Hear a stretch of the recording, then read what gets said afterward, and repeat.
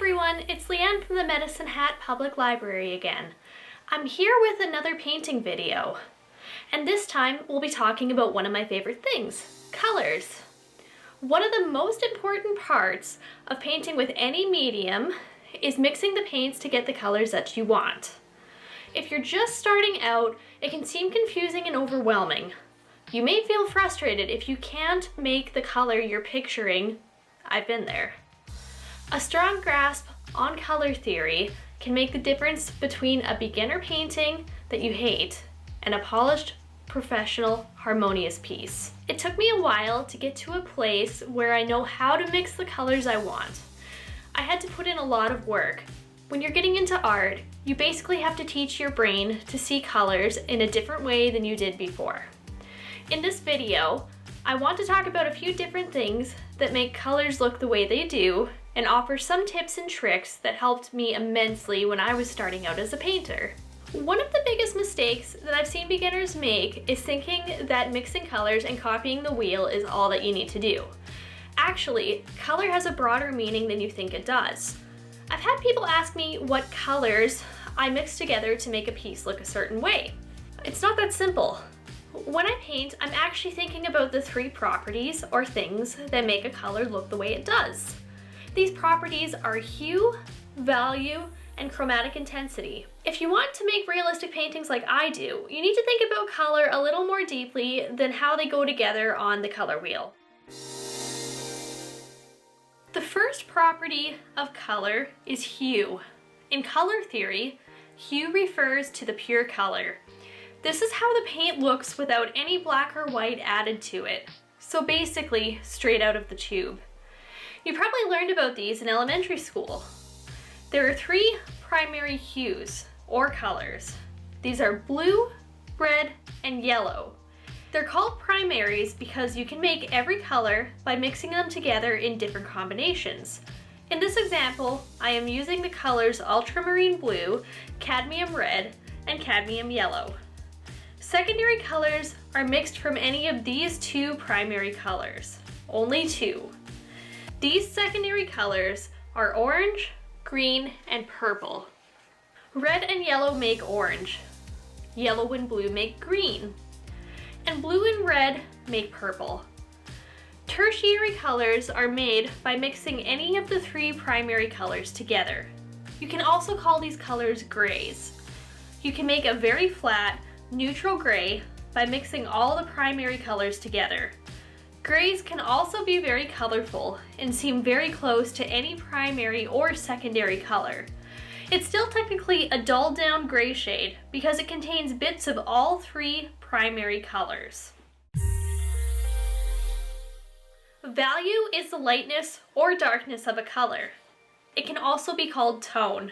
It's how light or dark a color looks when all the color is removed, like in a black and white photo. The highest value is white, while the darkest value is black. Here, I'm showing you an example of a very high valued yellow all the way to a low valued brown. Intensity is basically how vivid or dull a color is. Shades like cadmium yellow or cadmium red are the most intense, while gray is the least intense. You can decrease the intensity of any color by adding white or gray. So if you have a color that's very bright, like red, you can tone down the intensity with white to make pink.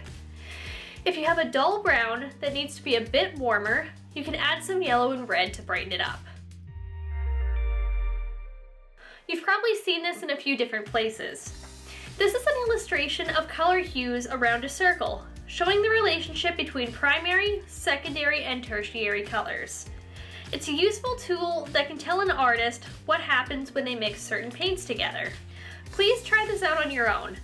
It's a super useful exercise that starts to form that brain-body connection when it comes to mixing colors. I feel like learning to see these things is the hardest part of becoming an artist. It took me around 2 years before I stopped needing to think too much about what colors I needed to mix together to make a certain shade. I also wish I had a magic answer that would make the learning process easier.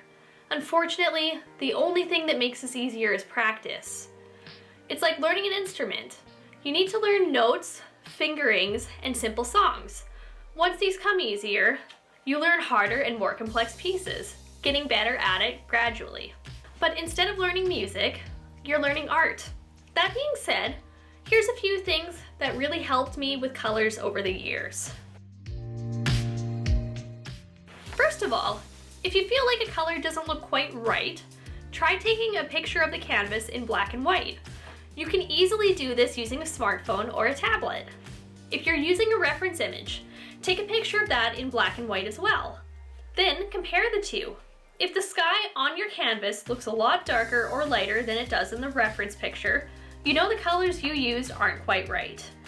Another thing that you can do is look at your canvas and reference picture in a mirror. You can hold it up to a mirror or take a small one and look at it that way. It sounds weird, I know, but seeing the picture reflected the opposite way can make your brain see things in a way it didn't necessarily catch when the picture was the right way around. Every shadow has a hint of color in it. Try and look for it. If you're having trouble, take a picture of your reference photo or the scene you're painting from and turn the saturation all the way up. If your shadow suddenly looks really blue, add some blue into what you're mixing. Yellow ochre and raw sienna are amazing colors. They're fantastic for toning down a color without making it look washed out and too gray. I use both of these in my palette. Yellow ochre is a bit warmer, so it's great for things like white fur. Raw sienna is a bit cooler, so it's great for making something look a little less dull without making it too bright. Burnt sienna is great too. You also don't need to buy a bunch of different paint colors. You can mix everything you need with a limited palette. It makes your paintings look more harmonious. In almost all of my paintings, I only use these shades.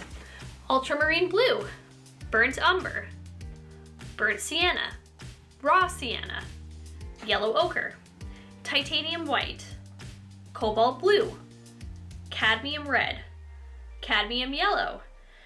When there's lots of greens, I also use permanent green light and phthalo green blue shade. Sometimes I'll also use cerulean blue in landscapes. That's it. My next video will be going into grays and blacks and how I mix them, so please keep an eye out if you want to learn more about that. If you have any questions, feel free to reach out to me through the library's social media. We're always posting new and exciting things on our Facebook, Instagram, and YouTube pages. Have a great day.